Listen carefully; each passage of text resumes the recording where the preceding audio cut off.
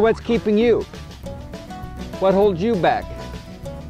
It's probably your fear sequence. It's built into every one of us. It's always on, it's always playing in the background, it's always protecting us. Here's how it works. In our minds, we say, if only, and then we conveniently insert into the middle, into that next line, something that has a little bit of truth to it. And that gives us the ability to then say, no, I shouldn't do it, I shouldn't take the risk.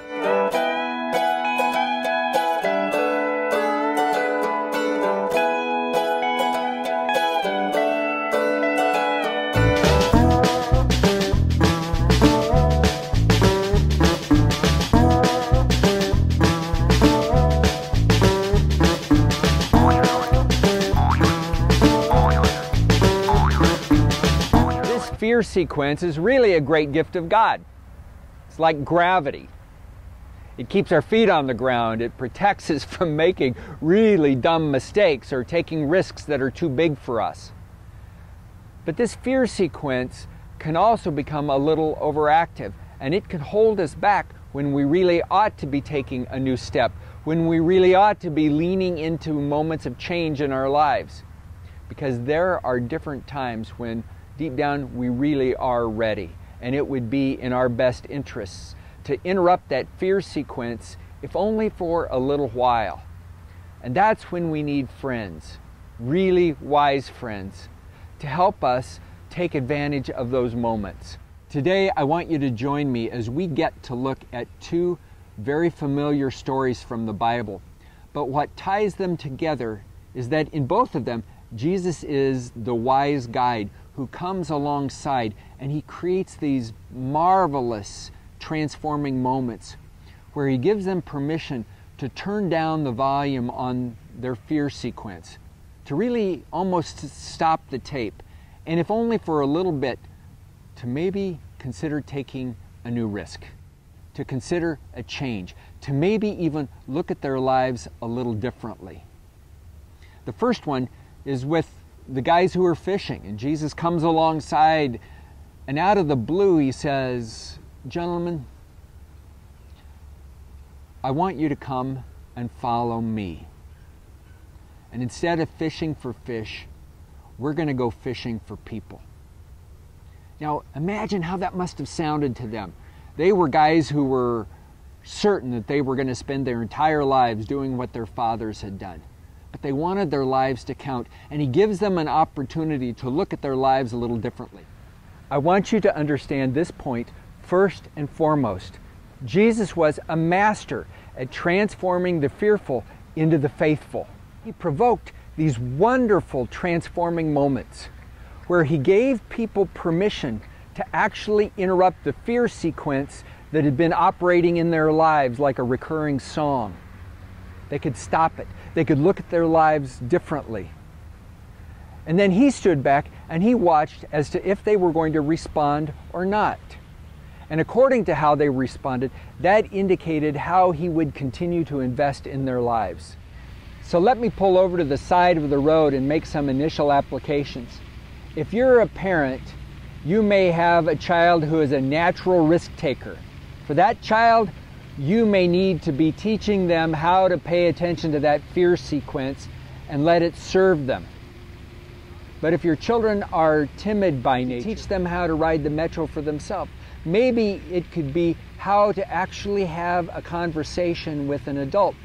What I want you as a parent to do is to take that step back, like I think Jesus must have done, and intentionally identify transformative moments that your children may need for them to continue to grow. Most of us parent by reaction.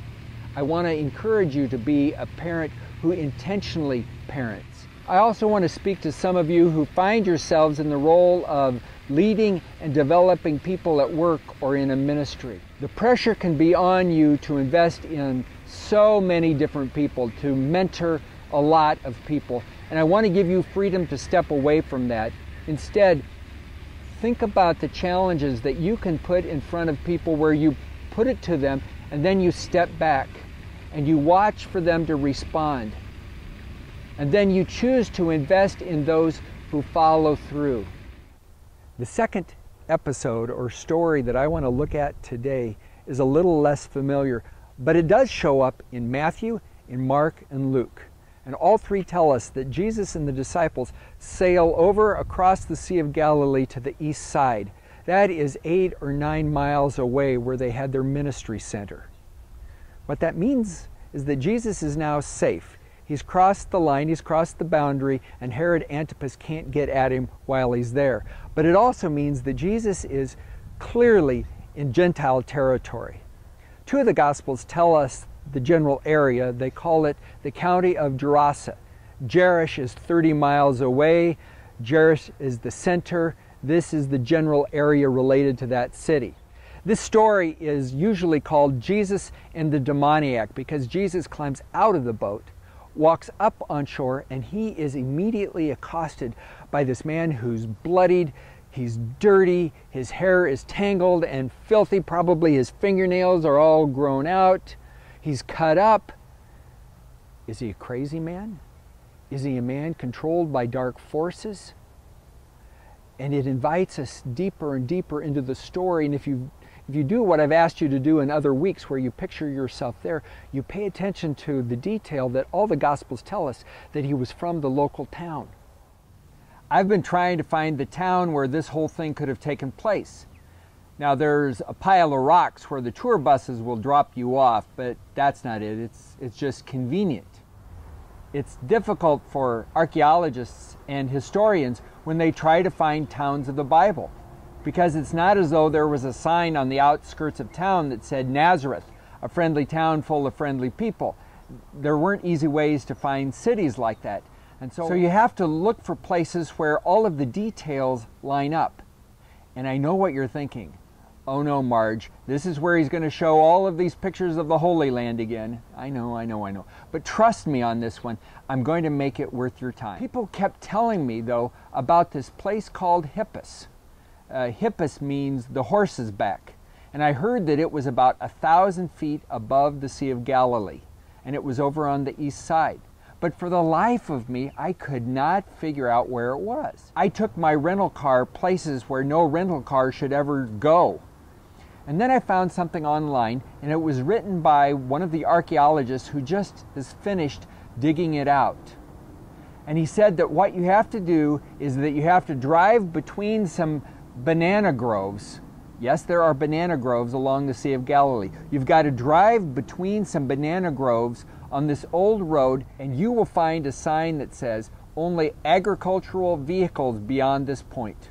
And he says, go ahead and ignore it. It's okay. And you'll take this long road up, and eventually you'll get to Hippus. So that's what we're going to do.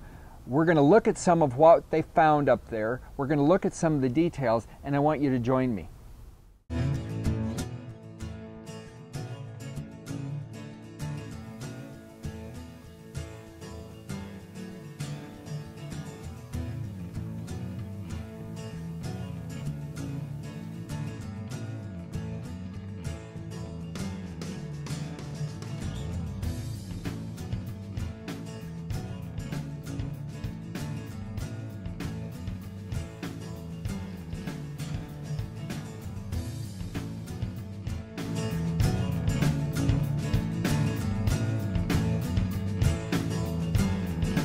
I love coming to sites like this. It gives me a chance to be a detective. Now, as I was driving up, one of the first things I noticed is how it's way on top of this hill, and it would have been a great defensive place. No wonder the Greeks, when they came through here, selected it and said, there's a good place to defend. We need to put our city there. But the second thing I noticed once you come up on site is how the streets are laid out in a 90-degree fashion. Very clear linear design. That tells me that the Romans were here. And what you see behind me is what was called a cardo. It's the main street of town. It's the broad street.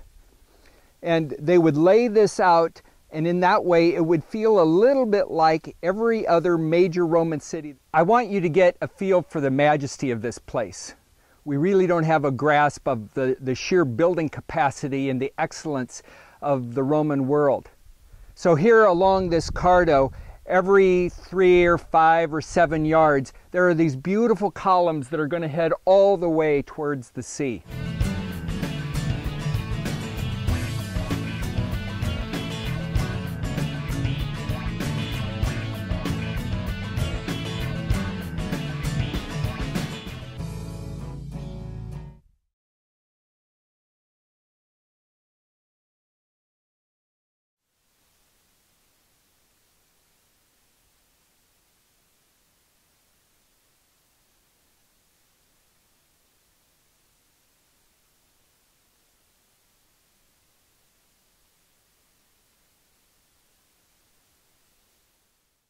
A large herd of pigs was feeding there on the hillside. The demons begged Jesus to let them go into them, and he gave them permission.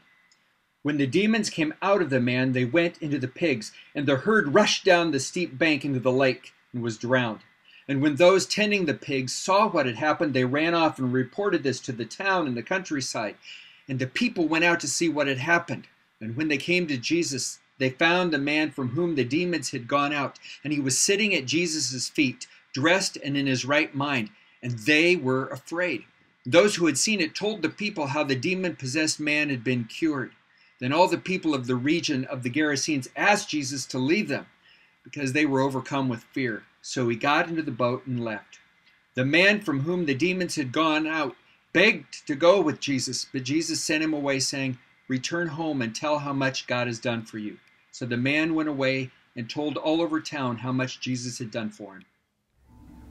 When most pastors or teachers work through this passage, their eyes naturally go to the exchange that Jesus has with the demons, because it's so illustrative of evil and evil's impact in our life. So let me hit the key points, and then I want to continue on. So first, this story illustrates the nature of evil.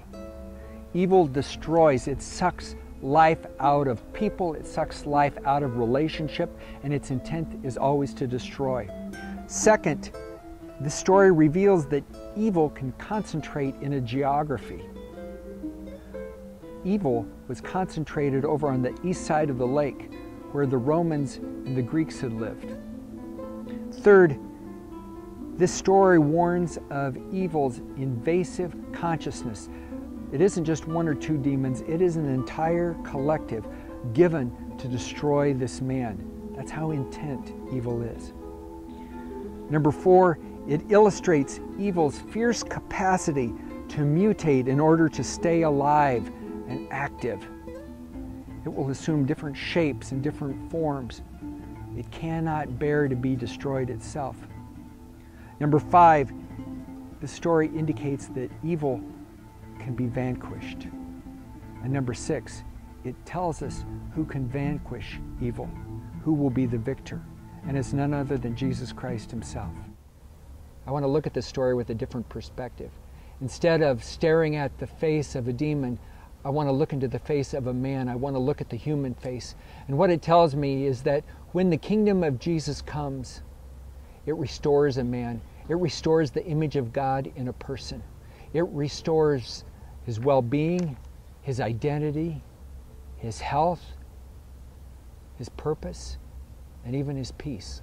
The second wrinkle I see in the human face of this story is that when the kingdom of Jesus enters a culture, it will confront evil. It will take on those things that are destroying life and lives and community. It will take on those things that are destroying the image of God in people. It must. But if that evil is very integrated and woven into the experience of that culture, removing it will come at a great cost. It will scare the people. And what causes anxiety, they will reject. And so a person in the kingdom of Jesus dare not be surprised when they are rejected for taking on the evils of a culture. There's a third aspect I think I see in the human face of this story. It's that when a person becomes a part of the kingdom of Jesus, Jesus may do more than simply restore his humanity, his dignity, and the image of God inside of it. That God may ask me to be obedient, especially during those times when I feel underprepared, when I feel weak, when I feel all alone. And he may ask me to be obedient even if I don't see any results.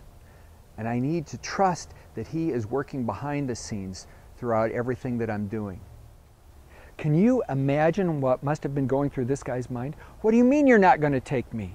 Why don't you leave one of your disciples and take me? They've had a couple years with you. I haven't had any. Just a couple hours ago, I was running around here naked and foaming at the mouth, and now you can't leave me here to tell your story to these people. I want to go with you. Jesus knows that your greatest kingdom impact may come on the heels of your freshest spiritual experience. And right at the time when you feel least prepared, least ready, least effective, that may be the time that Jesus especially wants to use your story. Remember I said earlier, Jesus is a master at transforming the fearful into the faithful. Jesus is preparing to develop a powerful new leader. And up to this point, this is a man whose life has been consumed with fear and with anxiety. And for Jesus to develop him, he first must detach him from his fears. And so Jesus interrupts his fear sequence and throws open an entirely new possibility. Instead of letting him retreat into a place of hiding, Jesus sends him right back out and implies that, son, here is a possibility for you. Trust me in it. Walk into it. See if I won't be there for you, if I won't support you in the middle of it. You might be feeling like God is tugging on your pant leg and saying, okay, it's time. It's time for you, for the first time in your life, to share the story of your faith, that you are a follower of Jesus Christ with somebody else. Do it in a gracious way. Do it in a way that's winsome, but still tell your story. Or maybe it's time that God is saying, look, I want you to take on the spiritual leadership of some people younger in the faith. I want you to be responsible for them. Or God is saying, it's time for you to be a spiritual leader at home, or to take initiative in the spiritual lives of your children. But you might be feeling like the young man in Luke chapter 8, who really would like to retreat with Jesus, who'd like to really go to the other side of the lake, who'd like to hide a little bit. And Jesus says, no, I'm not going to let you hide. You need to interrupt your fear sequence. You need to quiet it down. You need to turn down the volume, and you need to take on these opportunities, trusting that I will walk with you through it. Notice how very intentional he is in how he deals with people. The challenges that he puts in front of them, how he invites them to take on something that's holding them back. Is there anybody that you are building into in that same way? When's the last time you asked one of those gracious, provocative questions? When was the last time that you invited someone to step away from their fear that's holding them back and to consider a new opportunity? What an incredible delight it is to take on that role in somebody's life. Are there any hints of what happened with his life? I think there are. Let's go back to Hippus. When archaeologists began to dig around up here, they found something fascinating. They found churches, and not little ones. Good-sized churches that could hold several hundred people every Sunday morning. And when they correlated what they discovered with literature, they began to piece together the story of Hippus. And Hippus becomes the center for Christianity, dating almost to the time of Christ. The best explanation is that this simple, broken man, who everyone used to know as the crazy guy, met Jesus. And Jesus brought him freedom. And then he did exactly what Jesus asked him to do. And his obedience changed a world-class city for centuries. I think there is another hint. It comes in Matthew chapter 5, verse 14. It's the Sermon on the Mount. Jesus is preaching to an entire hillside of people. And as an illustration, he talks about a city situated on top of a hill can't be hidden. Now, of course, there was only one city at that time that fit the bill. It was the only city they knew situated on top of a hill. And it was a beautiful city. The black basalt of the buildings had been covered and coated in limestone. Every time the sun came up in the morning and every time the sun set on clear days, you could see that city. It stood out. And Jesus is pointing at Hippus and he's saying, a city like that on that hill cannot be hidden. His point is that the kingdom will shine like that city. And maybe he's being a little prophetic here, but because of this man, the demoniac, the healed young man who used to live in a tomb, that city becomes a city of faith, a city for hundreds, if not thousands of people who found new life in Jesus. And their lives cannot be hidden either. So let me end with a question with which we started the morning. So what's holding you back? What's keeping you from entering this great adventure that God has for you? I hope you're not letting fear have its way with you. I so hope that we're more like the young man on the east side of the Sea of Galilee, who deals with his fears and the anxieties that used to control him. And he opens himself up to the possibility that God wants to use his life to create this great city, this beautiful city on the hill that all of the world can notice and their eyes are drawn to. Not because of who they are in themselves, but because of the beauty of the God who inspires it. That's what I want us to be about. Will you join me?